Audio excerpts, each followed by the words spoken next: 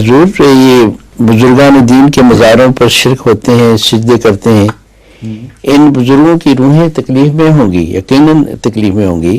اس نظارے کو دیکھ کر دل کرب محسوس کرتا ہے. ان کو سمجھانے کا کیا طریق ہو سکتا ہے؟ میں نے کوشش کی ایک دو کو بولنے کی، وہاں وہ ان کے مجاور وہ ان کو بلا لایا، اس نے مجھے دھکے دینی شروع کر دی. یہ اجمیر شریف کی بات ہے. تو بڑی مجھے تکلیف ہوئی کہ یہ سنتے کوئی نہیں، اتنے غرق ہو چکے ہیں اس شرک میں. جواب تو آپ نے دے دیا ہے. جی کوئی علاج نہیں. دھکے کھانے والی بات ہے. یہ انبیاء کا دل گردہ ہوتا ہے صرف کہ خرابی کے خلاف آواز بلند کرے اور دھکے کھاتے ہیں پھر، اور چھوڑتے نہیں جب تک کہ ان کے ہم نوا نہ پیدا ہونے شروع ہو جائیں. فرمائیے.